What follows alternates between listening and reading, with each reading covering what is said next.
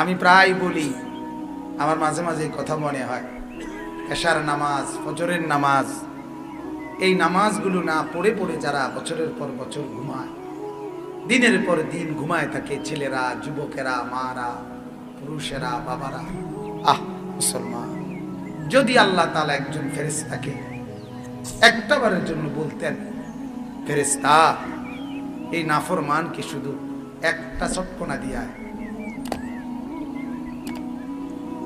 তাইলে তার 14 গোষ্ঠীর জীবনে আর কোনোদিন সে নামাজ ছাড়ত।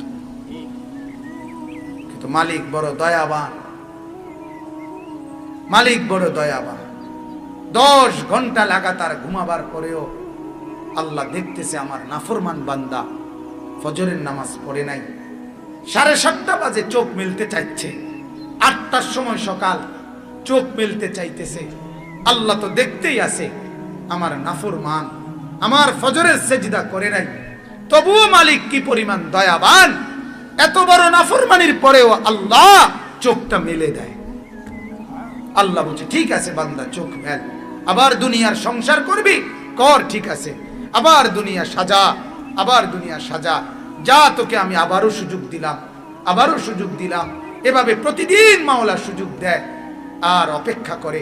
হাদিসের মধ্যে আছে, প্রত্যেকটা নাফরমান যখন আল্লাহর নাফরমানি করে, বিশ্বাস করেন বাপ, এই জমিন খোদার কসম আল্লাহর কাছে অনুমতি চায়, আল্লাহ এই বেঈমানকে নিয়া আমি শুধুমাত্র একটা উল্টানি দেই, আপনার কাছে অনুমতি চাচ্ছি, আল্লাহ ওয়াইজেরুম বিসনাত এই পাশ ও পাশ করে আমিও আমার জমিনের তলদেশটা একটু নিচের দিকে উঠাই, আর উপরটা নিচের দিকে নেই, মাটি এত আমার নিচের মাটি উপরে তুলি, উপরের মাটি নিচে তুলি, আমি শুধু একটা গড় দেমু, আল্লাহ পরে নেয়া আপনি আমার একটু ইজাজত দেন।